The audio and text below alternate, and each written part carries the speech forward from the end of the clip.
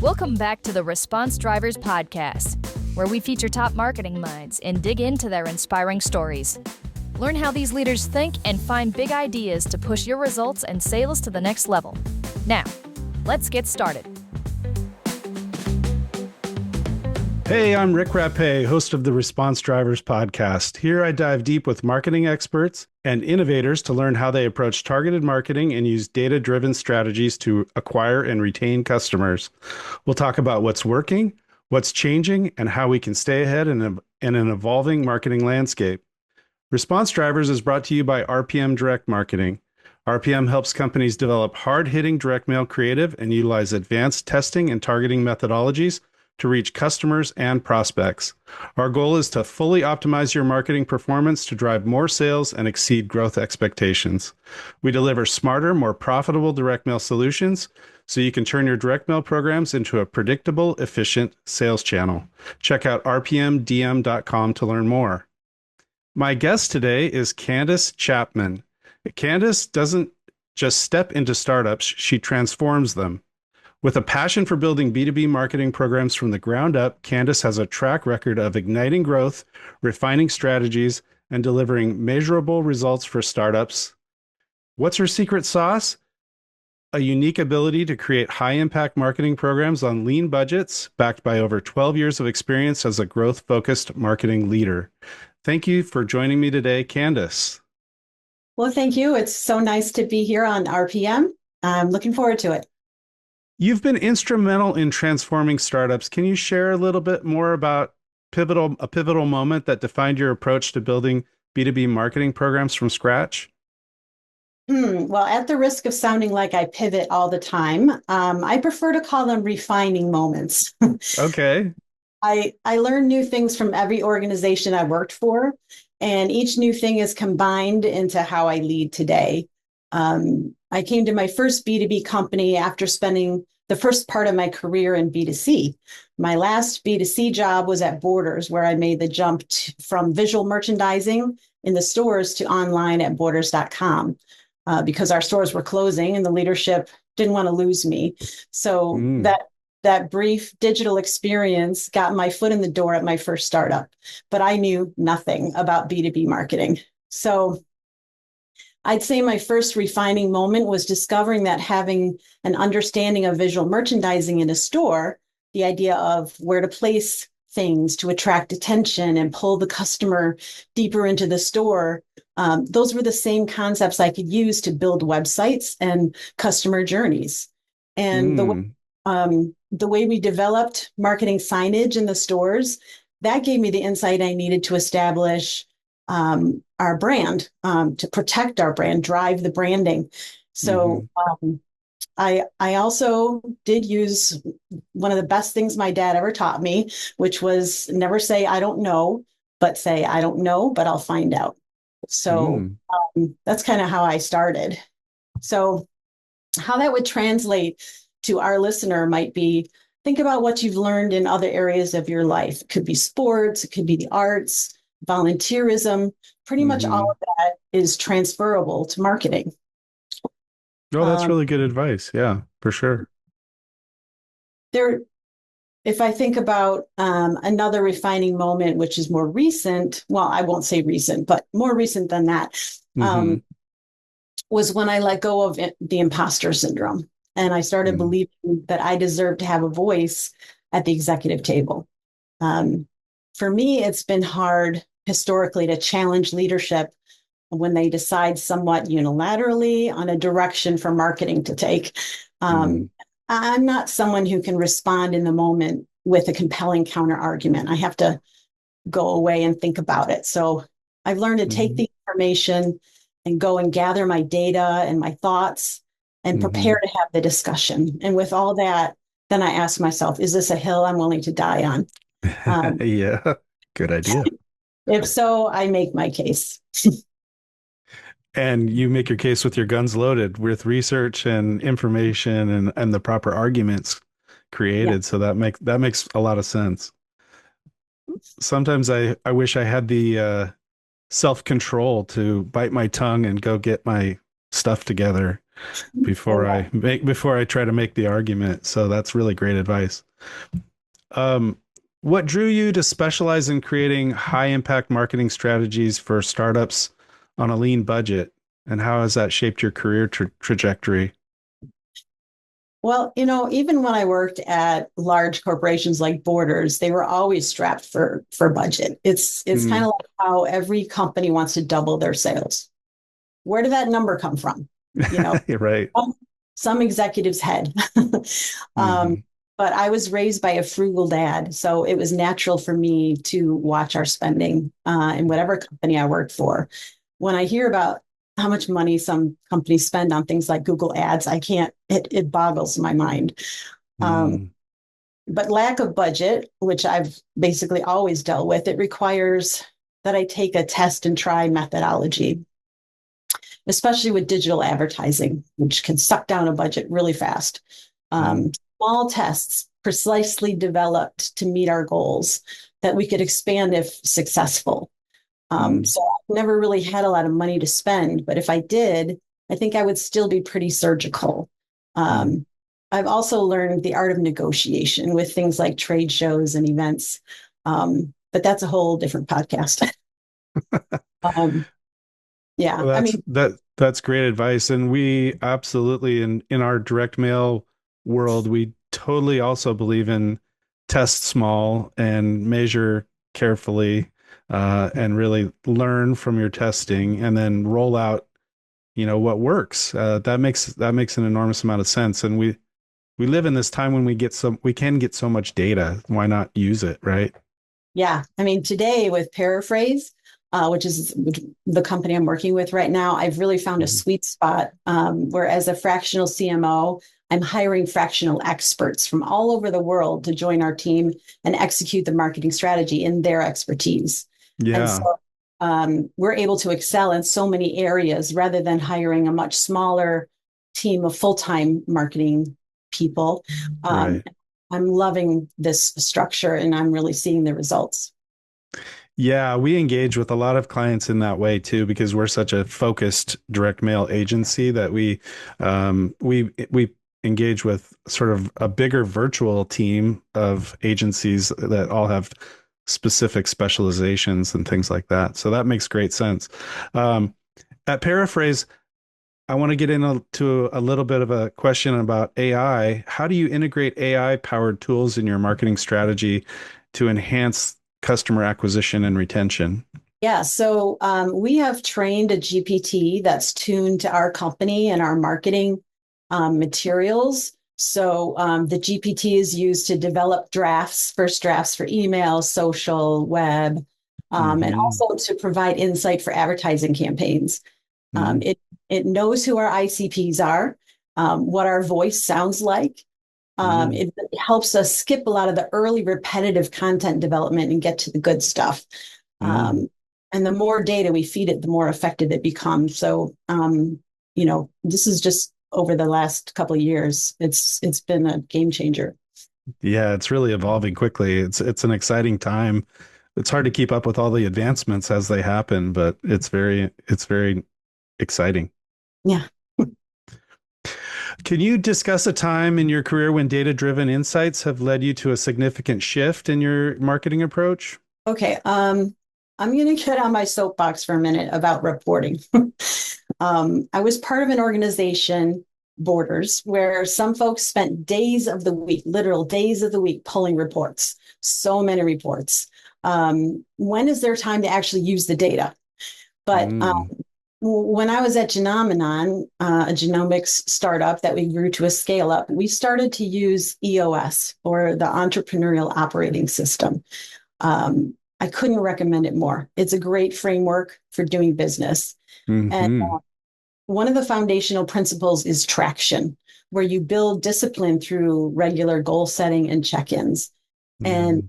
I knew that reporting and data was important and necessary, but this structure really helped identify the real drivers of the business so we could focus on those and not lose ourselves in vanity metrics.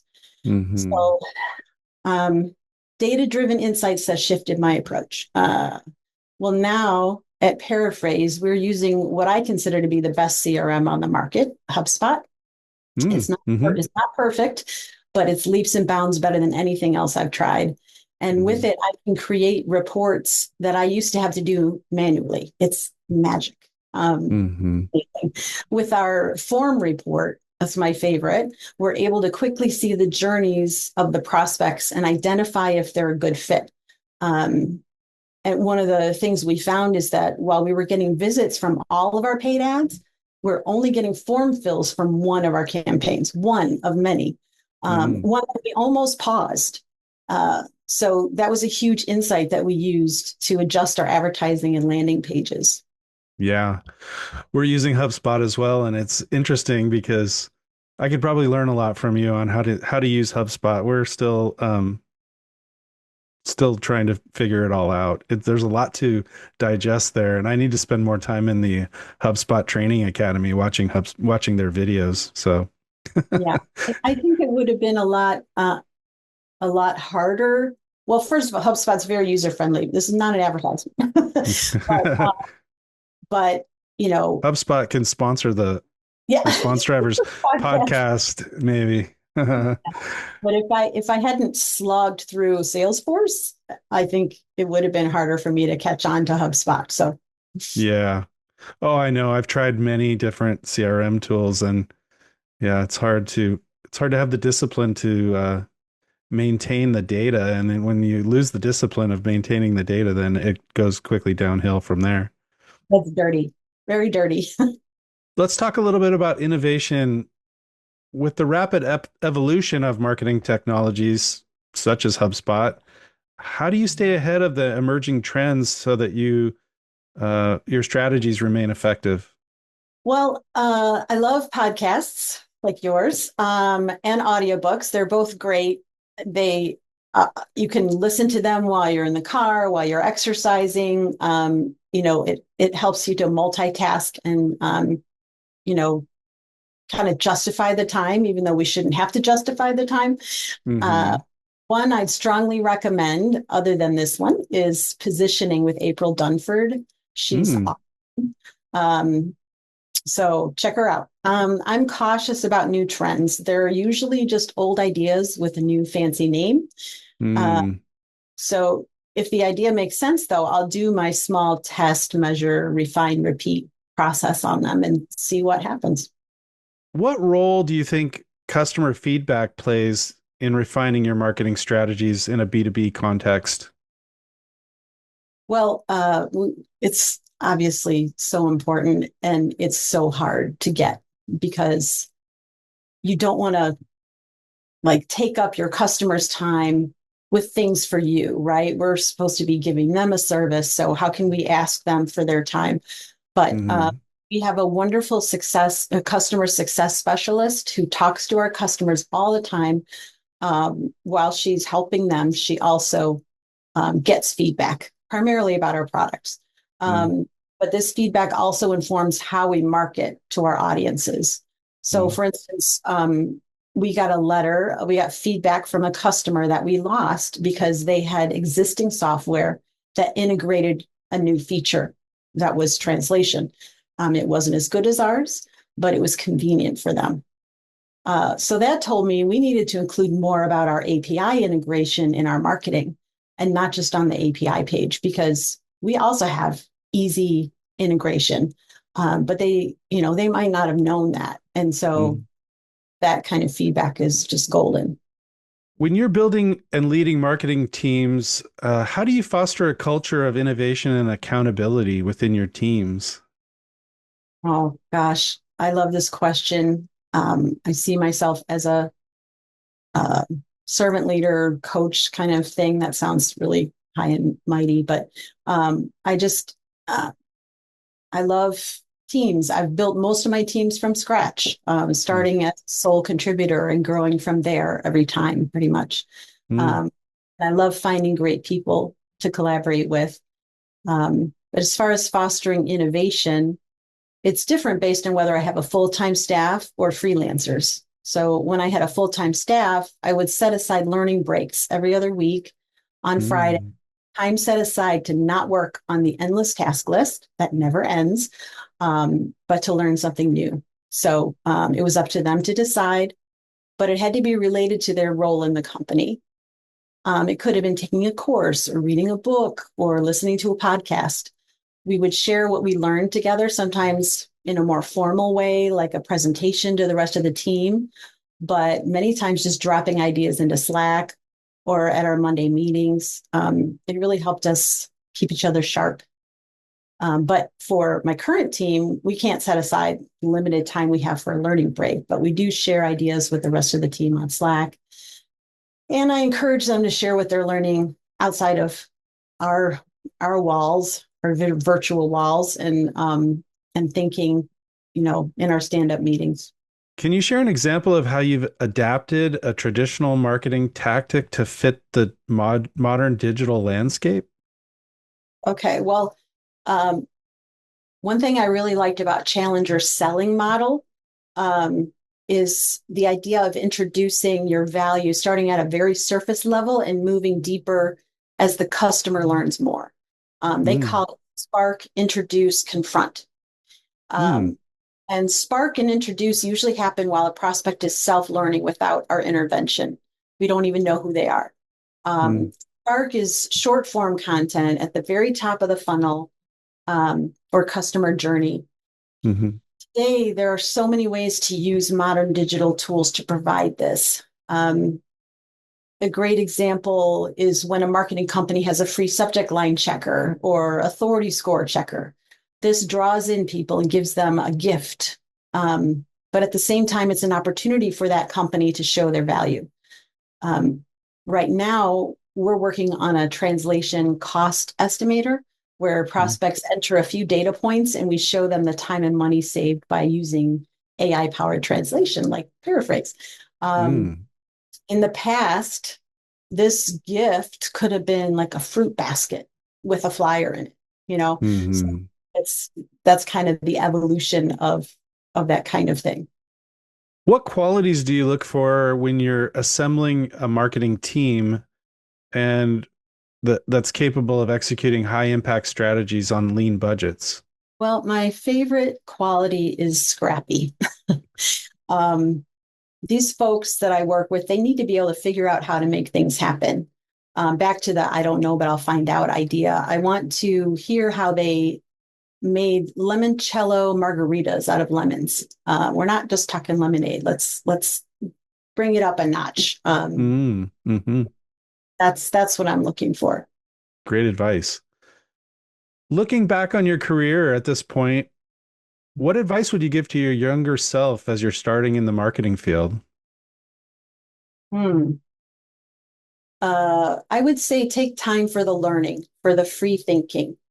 There will always be things that need done. It will never stop. So you have to make it stop. Even if just for an hour a week, to step out of the work and expand your horizons. Those are when the best ideas come. Those are sometimes when the only ideas come because you're too busy in the work. So yeah, take time. Yeah. I like to walk and hike and work out, but when I go on a long walk and come back with a whole list of ideas of things that I got to talk to my team about, it's kind of funny. As you look out into the future, if you had a crystal ball, what emerging trends or technologies are you most excited about in the realm of B2B marketing? Well, there's a lot going on. It's the one that I'm thinking of is not necessarily new, but it's important, and that's zero-click marketing. This is a term that was coined by Amanda from SparkToro, which is a great tool for market and audience intelligence. It means that many people can learn about you and your product before ever seeing your website. AI overviews, ChatGPT as a search engine, Reddit, dark social, all of these things and more are combining to replace a traditional visit to your website in many cases. That's a real problem for tracking attribution, but not necessarily a bad thing overall. For one, if your SEO and content marketing is working, you will be found in these other places too. So And then as far as the attribution, there are companies out there who are working on that challenge. So that's exciting because that's a nut that I really like to crack. I really hate not knowing what's working. Yeah. That seems to be a problem that we run into a lot with clients is they don't really know how to attribute their traffic and their sales to the right channels. And we definitely see some clients that are using, don't have strong data to base their decisions on. So, Yeah, that's another reason I love HubSpot reporting. While it's not perfect, it really has given me more insight than I've ever had into the customer journey. If we have yeah. one more concept, I want to spread the gospel of jobs to be done. Oh, yeah. For those that aren't familiar, it's a framework that focuses on the why behind customer behavior. So instead of just asking what customers want, jobs to be done, ask what job is the customer hiring this product to do? So someone doesn't just buy a drill, they hire it to make a hole.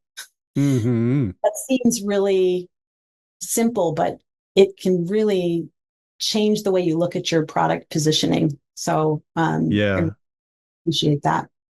Yes. You're the second podcast guest who recently brought that up. And I think it's a very valid point. I mean, we have to shift our thinking as marketers to what are the problems that we're out there trying to solve? I mean, so much we get so wrapped up in the product benefits or details, I guess you should say, and forget about the benefits. And so that's really important.